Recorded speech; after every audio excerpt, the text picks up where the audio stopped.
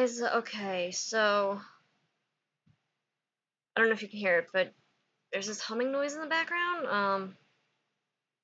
That's like my standing fan right now.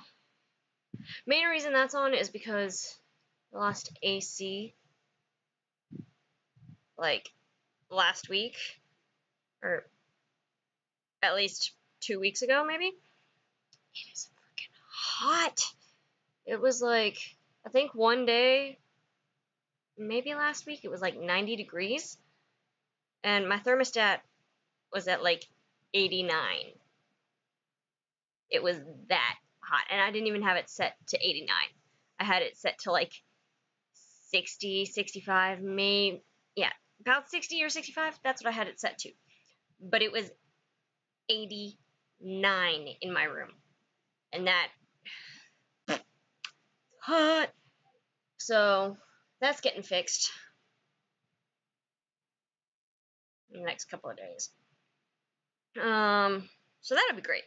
So we'll at least have AC on. I've had that fan on. I've had my ceiling fan on at the same time, and I've had at least one or two windows open, trying to get it to cool down. That's how hot it's been. Yeah. So that's been going on. Also, I haven't had a car for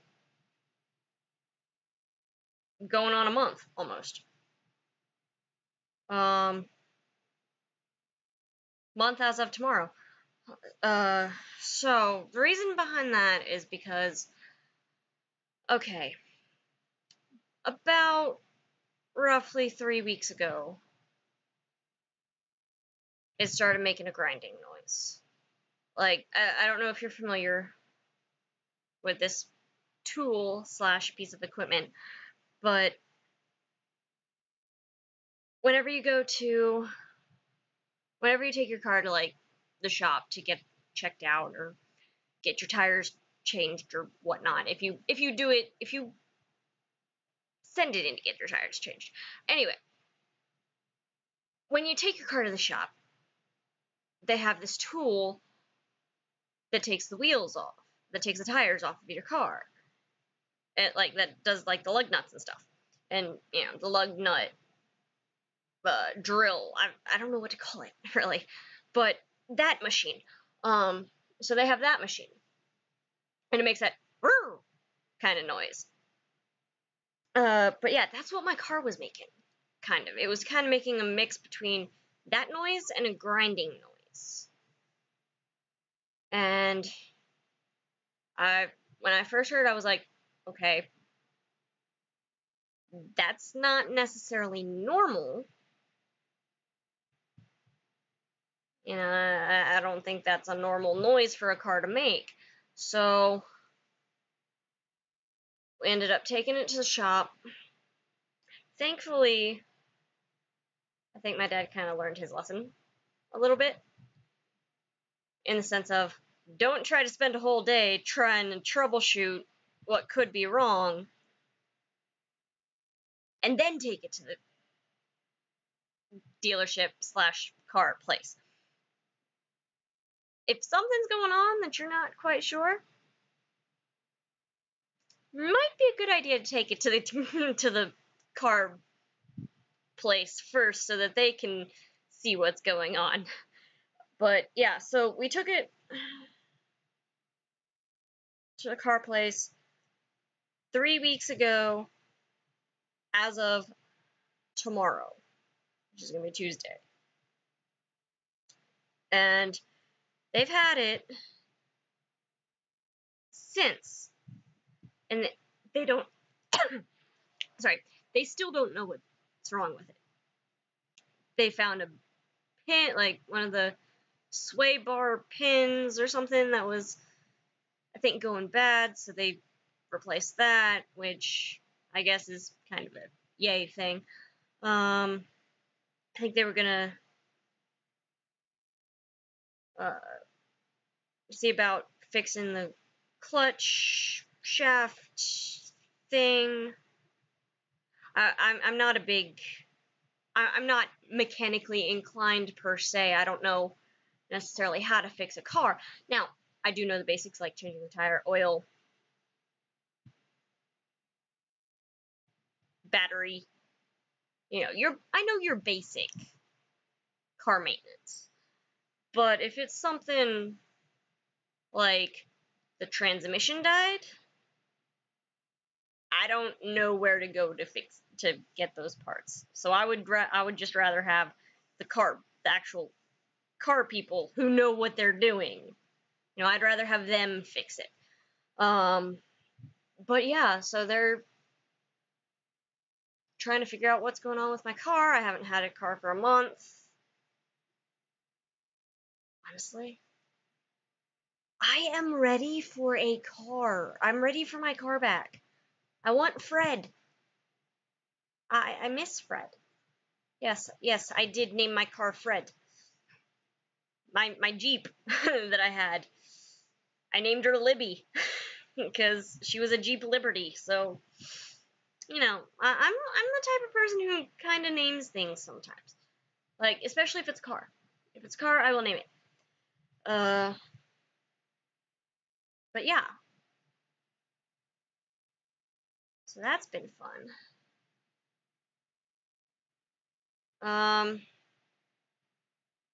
Yeah, the past at least couple of weeks have been kind of busy, so that's probably why I haven't posted much in the last few weeks. Yeah, so that's all that stuff. The main part of this video, I guess, this is the main thing that I kind of wanted to talk about. And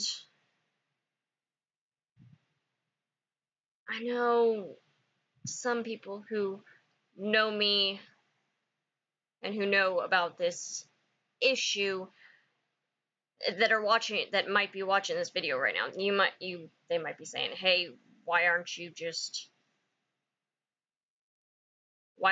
back off it? You know, it's done, it's over."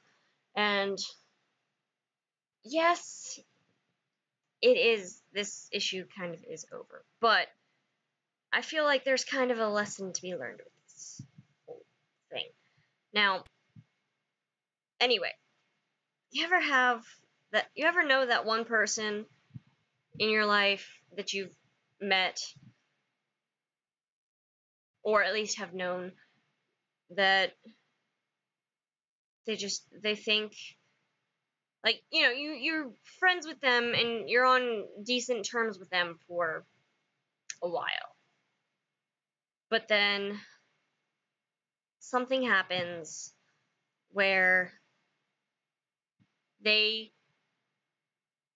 do something that you're not necessarily fond of, or that you don't necessarily appreciate, so you ask them to stop. Whether it's you ask them to stop saying something or doing something, but then they do it again, even after you asked them politely, and that you told them that you don't appreciate what they were saying or doing. Yeah, that kind of happened to me in the last at least month or so. And so there's this guy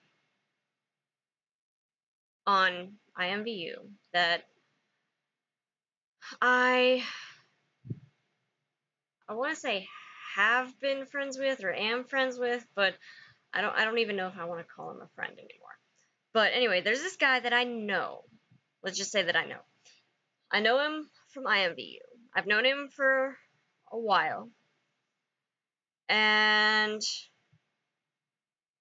like, I knew him like way before I took a break from IMVU. And then I took a break and I came back and I was like, hey, I'm just gonna, you know, add him back as a friend since I have a new account and all that. And I thought we were gonna be cool. You know, like we were before the break. But last maybe month or so, this kind of ties into my whole room situation thing.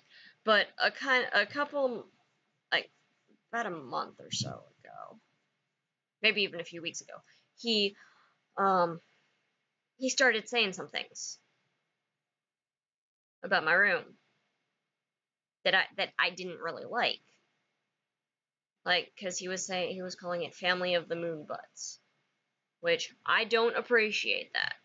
I really don't. And I'd asked him. I told him, I was like, hey, I don't appreciate this. Can you please stop? And I think about a day before this, he was calling me a jerk. He called me crazy. He said I was being paranoid. And a couple other things. And I was like, look, I know I'm not. I mean, I was diagnosed with clinical depression. And I told him that. I was like, look, I've been diagnosed with depression. I know that I've been depressed because I've had those feelings, and yeah, it sucks. And then that's when, and I think a couple of days after, that's when he started calling me a jerk for, I'm guessing because he had said something, and then I kind of responded to him a little bit, just feeling like, oh, okay. And then I'd said something to somebody else that was in the room, or, well, it was more like of an open-ended conversation piece, I guess. And where like he could answer or the other person could answer. And he, I think, got annoyed because he thought I was ignoring him,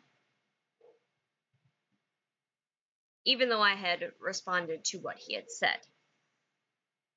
And he ended up leaving the room and coming into another room that I was in where we had mutual friends.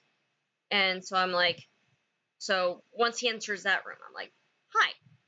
I was just being friendly and nice and my normal self.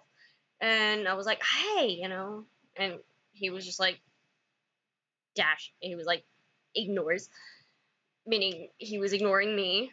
And then he called me a jerk. And I was just like, okay, you know what? Fuck it. I'm leaving. I'm leaving this room because I'm pissed. At that point, I was just pissed off. And like, my friend the mutual friend, I was friends with her before I was friends with him. But my friend, she ends up coming into the other room that I'm in. She's like, are you okay? I was like, I'm really pissed at him right now because for that reason. And yeah, so there was that. And then it just kind of escalated from there. And so, like, when he was saying the whole Family of the Moon Butts thing, I was just like, look, I don't appreciate that. I don't appreciate that you're saying this. I would like a little bit of respect because this is my room, and you can't just go around saying crap like that in my room. And so I think after a while, he, like, and I was just like, look, you got to apologize for calling me a jerk. And I guess he didn't like it. Like, I guess he didn't like that I was asking him to apologize to me. So, like, I would send him, like, a couple of messages Like, I sent him, like, one message. Then 12 hours later, I sent him another message. I left and then, like, I waited a few days. I was like, okay, maybe, you know, I'm not gonna push it on him that he has to necessarily apologize to me. Like,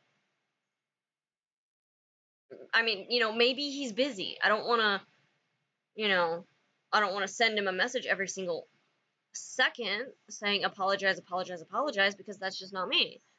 So, anyway, after those two, I waited a couple of days, and then I was like, so, are you going to apologize? And I guess that pissed him off, apparently, because the next time we talked to each other, he was like, look, you're acting like an obsessed ex. And I'm like, okay, I don't know what an obsessed ex, I don't know how an obsessed ex would act, so, okay. And then he was like, are you crazy? I'm like, no, if I was crazy, look, I've known a couple of crazy people, and I've had a couple crazy people in my life, and I know for a fact I'm not crazy because A, I haven't been diagnosed with being crazy. I haven't even been diagnosed with being paranoid. And so that was, and then I think like last week we were in the same room again because I'd gone in there because another one of my friends was in there, and I was like, you know what, I haven't talked to this guy in a while, so I'm gonna go in there. So then the guy who called me a jerk, he goes in there because he knows that guy, so we kind of have similar circles. But so jerk guy comes in, and he's still kind of pissed because he does not particularly care for me anymore. And he's just like, ew, why is she in here? Speaking of me, she's like, why is she in here? If she didn't have mod powers, I'd boot her myself. And I'm thinking to myself, why? You know, I'm like, really? What if I'd done? I mean, all I did was ask him to apologize. That's all pretty much I did. I was just like, hey, apologize for calling me a jerk. And I didn't have any issues with my other friend. And that guy kind of took my side. He was like, her and I don't have any issues, so why does she have to leave? And so yeah, there was that. And he even called me an idiot, which I'm not an idiot. It's like, okay. And he had told me, he was like, yeah, you're just using your depression and all to justify your actions and all that. I'm thinking to myself, I'm not using my depression to justify anything. You know? I mean, yes, I was depressed, but I don't go around calling people jerk or crazy or paranoid. Now, if I was calling somebody crazy, I would just be like, dude, you're crazy. Like, I'd say it out of fun, not necessarily saying, hey, you sound crazy. Like, you sound psycho. I don't do that. If I was joking about it, maybe, but yeah, it was just one of those things. Now, I did know a crazy person. And I say crazy person meaning like somebody who I think she was diagnosed with multiple personality disorder. Um it's been a while, but yeah, so I did know somebody who has multiple personality disorder, which is fine. I don't really know offhand if she was actually clinically diagnosed or if she was just self-diagnosed. I don't know. It's been a while. But It's been like 6 years. Anyway, so like that time I ended up cutting her out of my life because we just ended up getting into a fight for a whole year over me having a boyfriend and all that. And then, so I cut her out of my life, which honestly, that felt really, really good because I didn't have to deal with it anymore, and that fight lasted for an entire year, and it was just draining. So once I cut her out of my life, she was kind of toxic at that point. But once I cut her out of my life, I was just like, awesome, I don't have to deal with this. This is, oh my god, this is freeing, you know? And so I told the guy who called me a jerk, I told him, look, I was like, look, I've cut somebody out of my life before for us having issues and problems and all that. So I'm not afraid to do it again. And I'd warned him, I was like, look, if you keep this up, if you don't apologize, I'm cutting you out of my life. And he was just like, oh, whatever. And so I think he still was doing the whole meh, grr thing. And then I think like last week or something, he did it again. He started making fun of my room. And I was like, you know what? That's it. Bye. I'm done. See ya. And I blocked him. Like, I unfriended him. Came in and he made fun of my room again. And I was just like, bye. Goodbye. So, anyway, if you've had one of those people, I'm gonna, throw this out there. If you find somebody who is toxic in your life, cut them out of your life. Take your metaphorical scissors and go snip. Bye. See ya. Yeah. So, I mean, I swear you'll feel so much better. You totally will. Trust me, I've been there before, and when I did it, it felt great because I didn't have to deal with it anymore. It was freeing.